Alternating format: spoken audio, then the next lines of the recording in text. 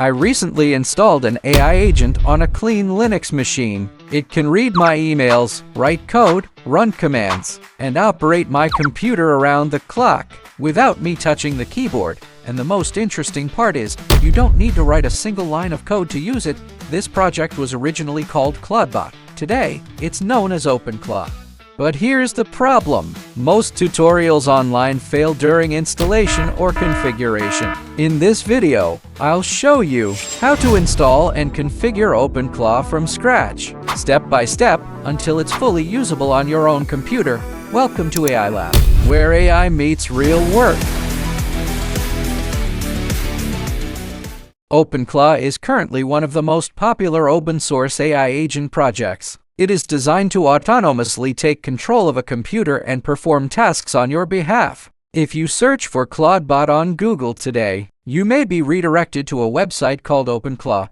Don't worry, this is not a phishing site. On January 29, 2026, the project was officially renamed from ClawdBot to OpenClaw. The reason is simple. The original name caused confusion due to its similarity to another major AI platform. After 2 rounds of renaming, OpenClaw became the project's final and official name.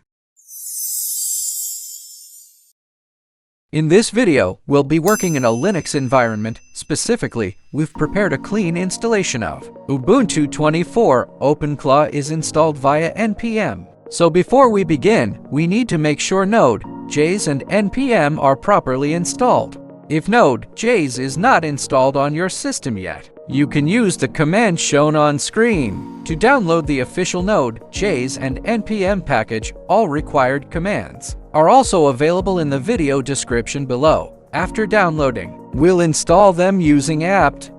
Now we're getting to the most critical step. We'll install OpenClaw directly using npm. Make sure to run this command with administrator privileges, otherwise the installation will fail. During the installation process, you may see several npm warnings. These warnings are expected and do not affect the final functionality of OpenClaw. If you see a message similar to this on your screen, it means the installation was successful. Before using OpenClaw for the first time, we need to initialize it using the OpenClaw onboard command. The first thing you'll see is the OpenClaw user agreement. Using OpenClaw means accepting all associated risks. So select Yes to proceed. For first-time users, I strongly recommend choosing Quick Start mode. In this mode, you only need to configure the most essential options, allowing you to start using OpenClaw as quickly as possible.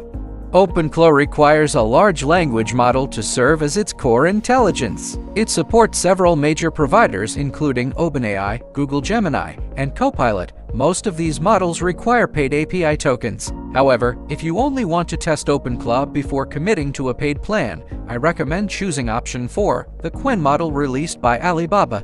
This model provides 120,000 free tokens per user, which is sufficient for evaluation and testing.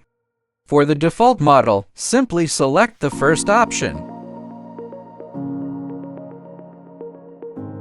In the next step, we'll skip the skills configuration for now. Many OpenClaw commands rely on Homebrew. If Homebrew is not detected on your system, OpenClaw will provide the installation command automatically. Copy and paste this command into a new terminal window and complete the installation manually.